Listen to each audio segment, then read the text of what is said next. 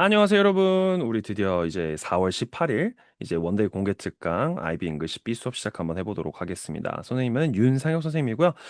쌤이 영어를 다 담당하고 있습니다. 뭐 잉글리시 A랑 B 그리고 프리 잉글리시까지 쌤이 세 개의 과목을 다 담당하고 있기 때문에 그건 참고해 주시면 좋을 것 같고요. 오늘 이제 이 소위 얘기하는 이 잉글리시 B라는 과목에 대해서 우리가 좀 얘기를 나눠보고 볼 텐데 실질적으로 이 잉글리시 B라는 과목 자체가 사실 여러 가지 요인들이 있긴 하지만 어쩌면 7점을 무조건 받아야 되는 압박이 가장 심한 과목 중에 하나가 되지 않을까 혹은 그렇지 않을까라는 생각이 듭니다. 근데 현실적으로는 생각보다 7점의 비율이 그렇게 높진 않아요. 학교마다. 그렇기 때문에 왜 그런지에 대해서 그리고 또 우리가 앞으로 채점을 받기 위해서는 어떤 학습을 하고 어떻게 준비를 하고 또 어떤 부분들을 많이 놓치는지에 대해서 얘기를 한번 해보도록 하겠습니다. 오늘은 또 타이밍상 여러분들이 달력을 한번 오른쪽 화면 죄송해요. 전 윈도우즈라 뭐 맥북은 따를 수도 있는데 달력 한번 딱 켜보시면 지금 4월 18일 토요일이잖아요. 거기서 쓱쓱 내려보면 5월 7일 8일이 생각보다 얼마 안 남았어요. 한 3주 정도 남았죠. 한번 여러분들이 머릿속으로 생각을 한번 해보시죠. 1년 뒤 지금 시기 때, 2년 뒤 지금 시기 때 내가 잉글리시 B를 본다고 가정을 했을 때 얼마나 준비가 돼 있을지를 생각을 해보시면 조금은 소름이 끼치지 않을까. 혹은 내가 준비가 됐나? 어떻게 준비해야 되지? 라는 생각이 있으신다면 오늘 딱 요 한 쌤이 막 그렇게 얘기하지는 않을 거예요. 딱 맞춰서 끝내드릴 건데 그 시간 동안 선생님이 좀 중요한 포인트들을 좀 찝어드릴 테니까 앞으로 여러분들이 잉글리시비를 공부할 때 어떻게 해야 되는지에 대해서 네 조금 더 꿀팁들이 있을 테니 같이 한번 보도록 하시죠. 일단 첫 번째는 페이퍼 1 이제 라이팅인데 가장 걱정되는 대표적인 텍스트라고 보시면 됩니다. 무슨 말이냐면 대다수의 학생들이 글을 쓰는 걸 그리 좋아하지 않습니다. 맞나요? 그쵸?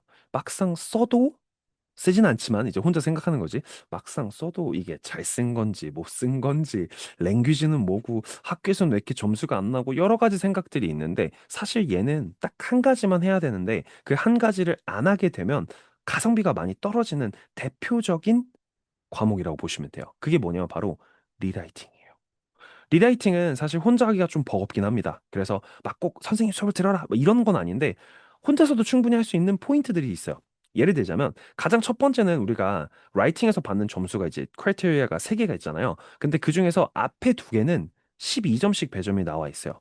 A 12점, B 12점, 마지막 게 6점인데 얘는 여기 밑에 보시는 이메일 인터뷰, 소셜 미디어 포스팅, 인터뷰 프로포zal, set of instructions, letter report, 소셜 미디어 포스팅 요런 텍스트 타입을 잘 골랐고 그 텍스트 타입의 느낌이 잘 나오냐를 보는 거예요. 근데 그 텍스트 타입을 잘 보냐 안 보냐 이거는 너무너무너무 쉬운 건 둘째치고요.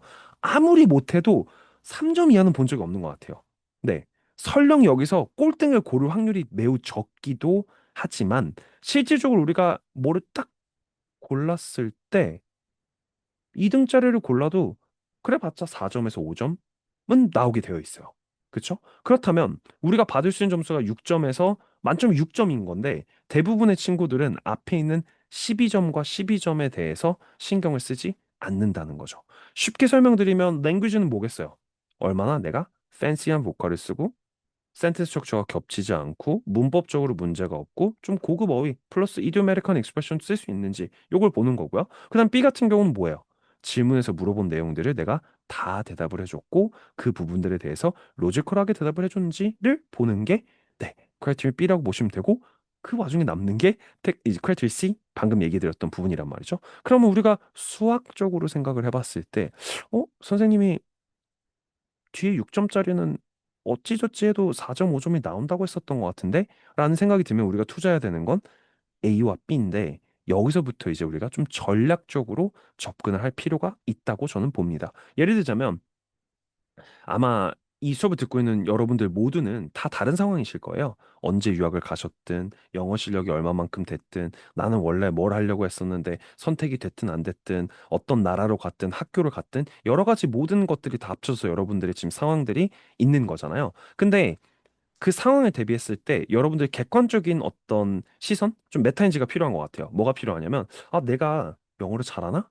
내가 영어를 복화도 매주 외우고 내가 정말 꾸준히 연습을 하나? 혹은 내가 어디 가서 영어를 잘한다는 소리를 많이 들어봤나? 객관적으로 학교에서 점수가 잘 나오나? 이런 것들을 한번 싹 봤을 때 아, 나는 영어 실력이 좀 부족한 것 같아. 다른 또래들 비해서. 혹은 영어가 좀 부담스러워. 라고 느끼신다면 좀 과감히 A를 살짝 놔준 상태에서 저는 B를 좀 더 공략을 할 것 같아요.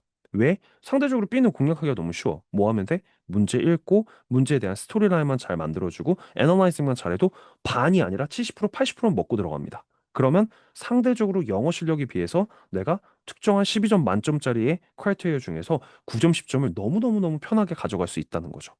그게 완성이 됐을 시점에 분명히 어느 정도의 모티베이션 혹은 분명히 어느 정도는 단어로 외워볼까?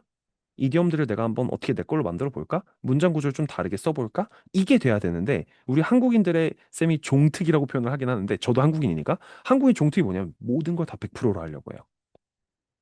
랭귀지도 미친 듯이 가져가려고 공부는 안 하는데 B도 다 가져가려고 이걸 다 가져가니까 전체 점수가 나왔을 때 그냥 잉삐 이러고 놔버리는 경우들이 너무 많다는 거죠. 우리 잉삐에서 가장 중요한 복화 한번 끄덕끄덕 한번 해볼까요? 눈치 보이니까 부모님이 옆에 계실 수도 있으니 끄덕끄덕만 한번 해볼까요? 우리 나는 이번 달 4월 달 동안 단어책을 그래도 한 10번 이상 펴봤다. 끄덕끄덕 한번 해볼까요? 우리 고개를 움직이지 않으시는 분들은 본인이 인정하기 싫은 건가요?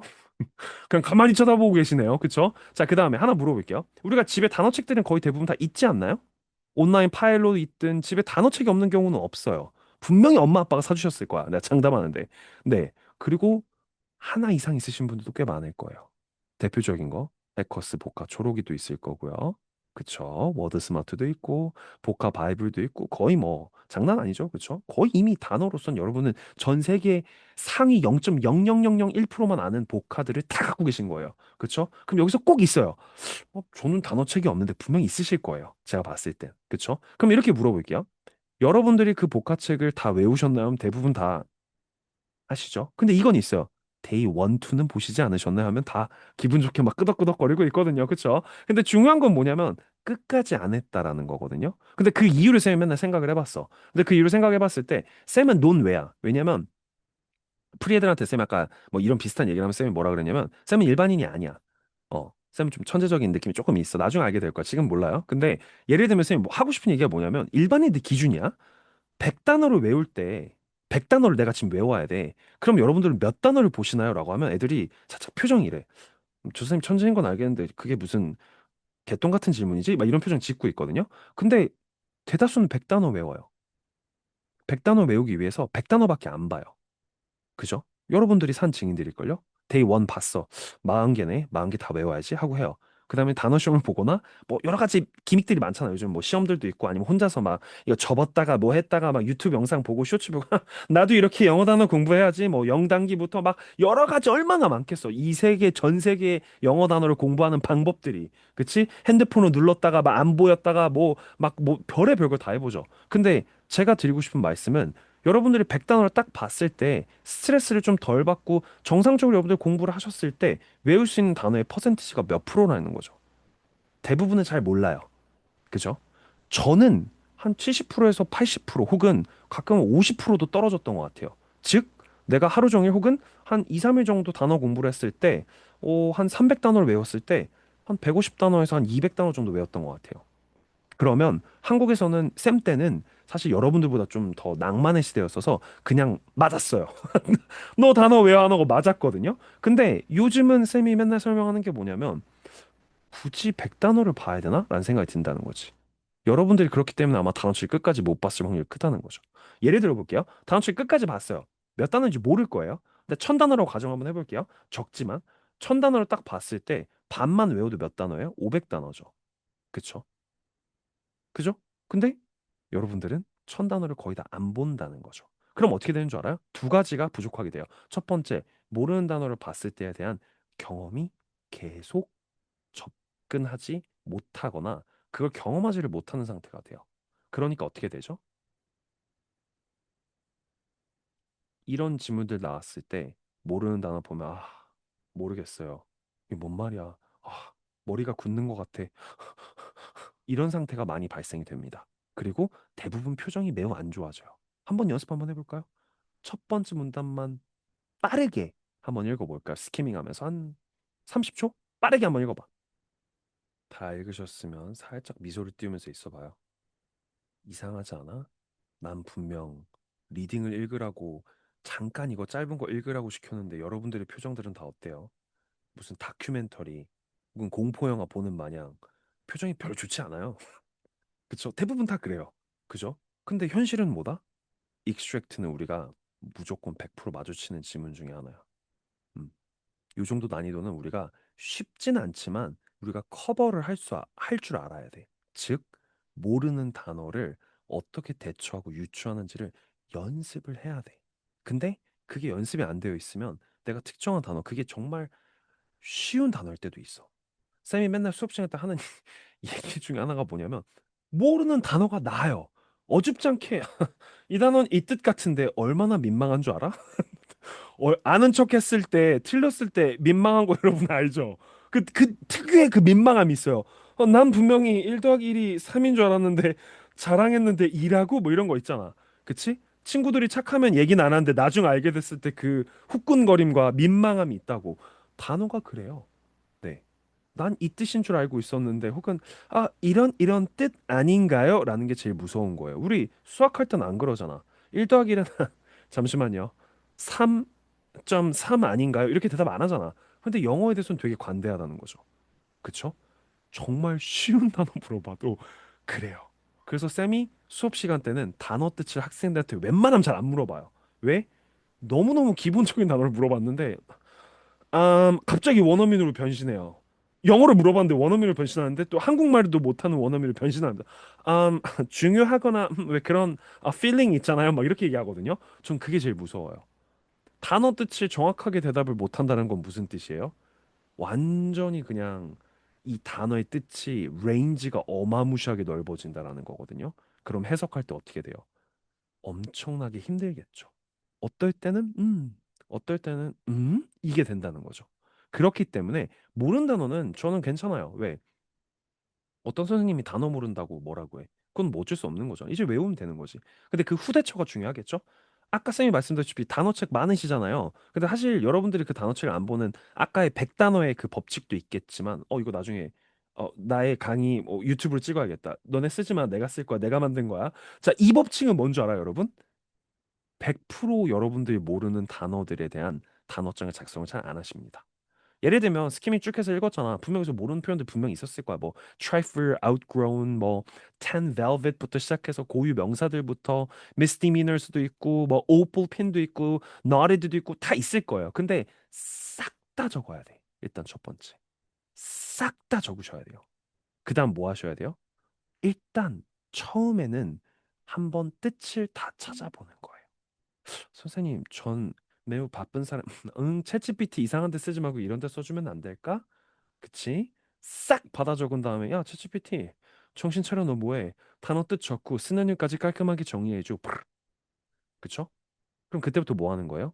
고유 명사들 지우시고 빼실 거 빼시고 야, 여기서 제일 빈도수 높거나 고등학교 때 IB에서 영어에서 많이 쓰이는 단어가 뭐뭐 있을까? 10개만 찝어봐.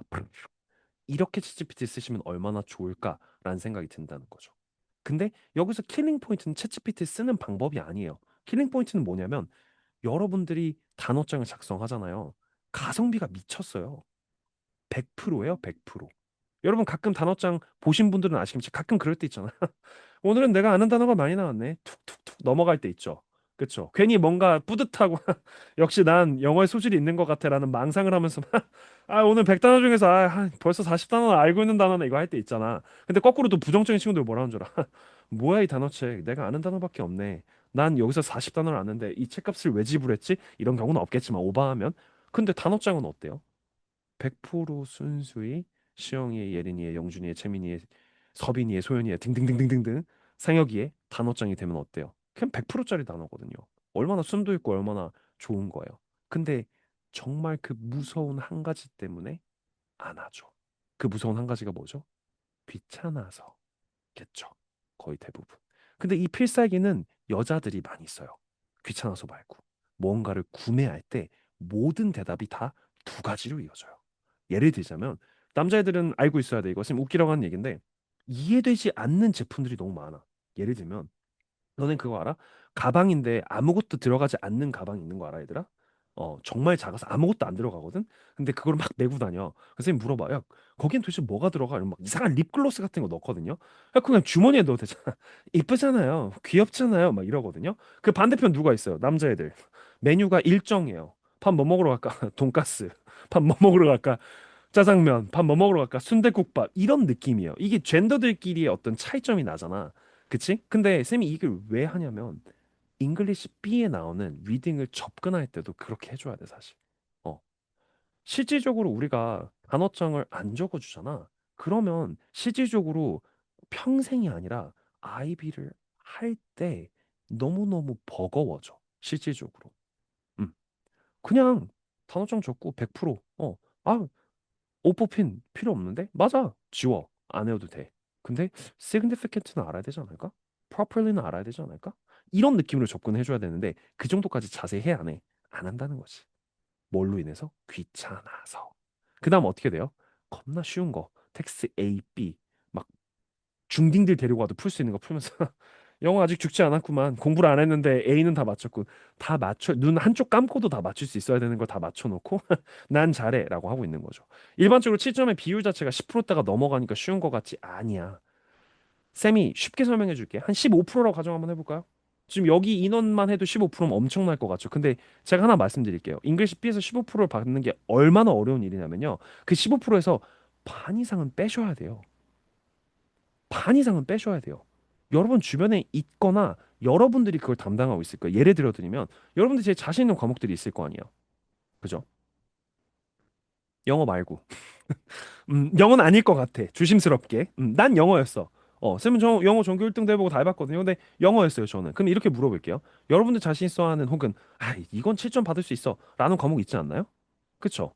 그게 물리든 수학이든 뭐든 분명히 하나쯤은 있을 거예요. 혹은, 저는 그런 건 없는데 전체적으로 7점, 6점 왔다 갔다 해. 뭐 어찌됐든. 그럼 이렇게 물어볼게요. 여러분들이 죽었다 깨어도 7점 받을 수 있는 과목들이 과연 잉글리시 B에는 없을까요? 분명히 있을걸요? 엄청 많을걸요? 원래 잉글리시 A를 선택했어야 되는데 불가피하게 네 엄마를 부를 때 Mom, how's the weather today? 하는 애들이 있다니까. 있어요. 학원에 안 보일 뿐이지. 있다니까? 그럼 걔네들은 정말 어렸을 때부터 퍼스트 케이스를 수천 번 읽었던 애들이야. 걔네들은 따라잡기가 힘들어. 그냥 It was Paul's afternoon to appear before the faculty of the PIS 이렇게 하긴 힘들어요. 그러니까 어떻게 우리가 접근을 해야 돼? 걔네들이랑 똑같은 방법으로 리딩을 분석하는 게 아니라 여기서 우리가 알 수 있거나 내가 알고 있는 내용들을 조합을 하고 시험 문제에 어떤 게 나올지를 유추를 해내서 풀어야 문제를 풀 수 있다는 거지. 예를 들면 이 문단에서 빠르게 읽어서 기억이 안 나겠지만 간단하게 설명해주면 얘가 사춘기가 온 건지 사고를 친 거야. 그치? 그리고 학교를 다시 돌아온 상황인데 학교를 정학을 먹고 다시 애가 돌아왔는데 옷을 어떻게 입고 온 거야? 새빨간 카네이션을 꽂고 온 거야. 그러면 그 레드 카네이션을 우리가 보는 순간부터 어때? 이상한데? 라는 생각을 했었어야 돼. 플러스 알파로 얘는 100% 문제가 나오겠구나 라고 생각하고 밑으로 내려와서 문제를 봤으면 이 문제가 나온 문제는 참고로 빼놨어. 이 문제가 나온 문제는 틀릴 확률이 현저히 적어지겠죠. 높은 확률로 거의 95% 확률로 리딩 한번 풀어볼까? 라고 하면 다 어떻게 푸는 줄 알아요?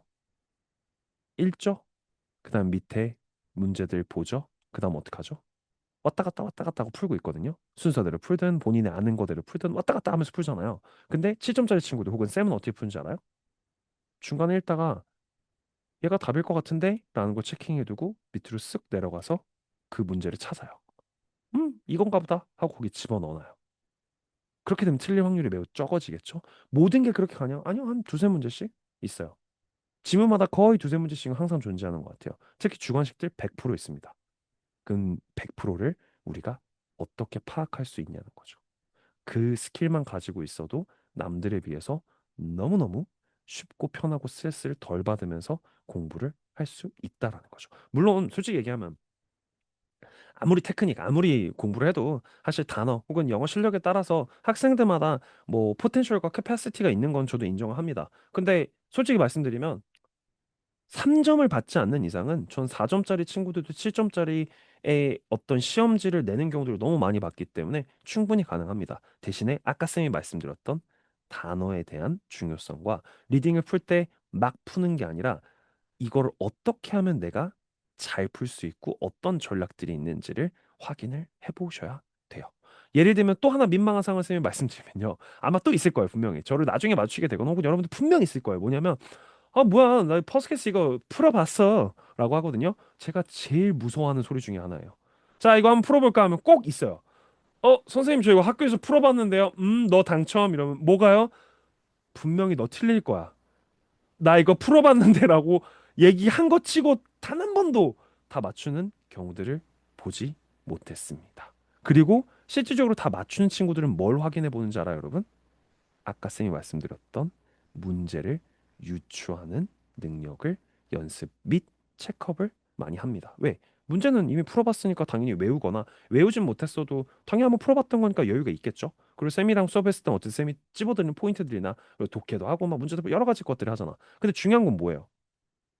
내가 혼자 풀었을 때 이게 가능하냐는 거죠. 그리고 가장 잉글리시 B의 무서운 건 뭐예요? 우린 죽었다 깨나도 실제 시험 때 퍼스트 케이스를 마주칠 일이 없을 거야. 왜? 얘는 이미 나왔으니까. 그러면 다른 지문에서 레디컬네이션이 어디서 어떻게 나오는지를 알 수 있어야 되는데 한두 번만으로는 사실 쉽지는 않죠. 근데 처음에는 분명히 왔다 갔다 하고 여러 가지 스킬들을 배우면서 연습을 하겠지만 나중에 퍼스트 케이스를 한 번, 두 번, 세 번, 네 번, 다섯 번 풀었을 때 쌤이 장담하는데 7점짜리 친구들은 다섯 번 이하로 풀지 않습니다. 최소 세네 번 이상은 똑같은 지문을 풀어보는데 한 번에 풀지는 않죠. 지나갔다가 다시 왔을 때 여유가 생기잖아. 그러니까 어때? 이건가? 이건가? 문단을 이렇게 정리해 볼까? First paragraph랑 second paragraph인데 얘는 네 가지의 paragraph 나와 있네. 밑에 다른 이슈도 봤더니 이건 또 뭔 말이지? book thief? 얘는 왜 여기 이렇게 돼 있지? 이건 무슨 얘기지? 여기서 쌤이 얘기했던 redicarnation은 뭘까? 라는 퍼스펙티브를 가지고 지문을 읽어주셔야 되는데 안 그래도 Mom, how's the weather? I don't like kimchi for dinner 이거 하는 애들이랑 똑같이 지문을 읽고 풀면 당연히 불리하지 않을까요? 그쵸? 그 생각을 하고 계셔야 전략이라는 게 혹은 우리가 독해를 할 때 어떤 포인트와 문제들을 우리가 어떻게 접근해야 되는지를 체크를 하실 수 있는 좋은 기회가 되시지 않을까 싶습니다.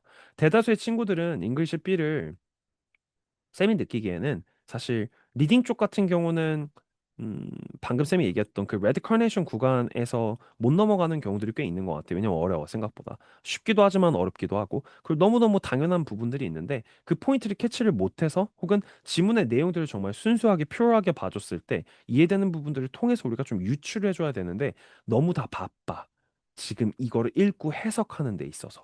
근데 솔직히 말씀드리면 모든 질문들을 쌤이 지금 질문 다 넣어놓지 않았거든요. 모든 질문들을 푼다고 가정을 한번 해볼게요. 한 10문제 있다고 쳐볼까요? 10문제를 풀려면 지문의 몇 프로를 이해해야 될까라고 하면 대부분 막 90%, 막 85%, 95%막 이러거든요. 전 조심스럽게 과감하게 70%? 필요한 내용만 70% 이해하면요. 문제 맞추는 데는 큰 어려움이 없습니다. 근데 어떤 70%냐는 거죠. 그쵸? 어떤 70%를 어떤 방식과 어떤 공부 방법으로 이걸 연습을 해야 되는지가 어떻게 보면 여러분들에게 되게 큰 도움이 되고 큰 전략이 되지 않을까 싶습니다. 한 가지만 더 얘기해 드리고 끝낼 텐데 제일 위험한 게 뭔지 알아요, 여러분? 대충 푸는 거예요. 대충 읽고 밑에 대충 풀고 틀렸네 맞았네를 계속 반복하시잖아요. 그러면 습관이 돼요. 그래서 틀리면 틀렸구나. 맞으면 맞았구나. 이거 끝나버려요. 그럼 그런 친구들 어때요? 아, 선생님 저 이거 풀어봤는데 다시 풀어봐. 야, 뭐야, 세 개나 틀렸는데? 아, 에이. 아, 다른 거 푸시죠? 이런 느낌인 애티튜드를 갖고 있는 친구들이 많은데 그렇게 되면 실질적으로 7점을 받기 혹은 6점을 받기가 생각보다 쉽지 않습니다. 과거 같은 경우는 리딩의 포션이랑 리스닝의 포션을 담당을 했을 때 리딩의 포션이 조금 더 높았기 때문에 리딩에 대한 점수가 되게 중요했었어요. 아니 뭐 지금도 안 중요한 건 아니에요. 너무너무 중요했었는데 지금 이제 리스닝 포션도 같이 똑같이 올라오긴 했지만 저는 여전히 똑같은 커멘트와 여전히 똑같은 피드백과 어드바이스를 드리고 있는 것 같아요. 라이팅이 어렵다. 리딩에 집중하세요. 리딩이 어렵다. 리딩에 집중하세요. 왜?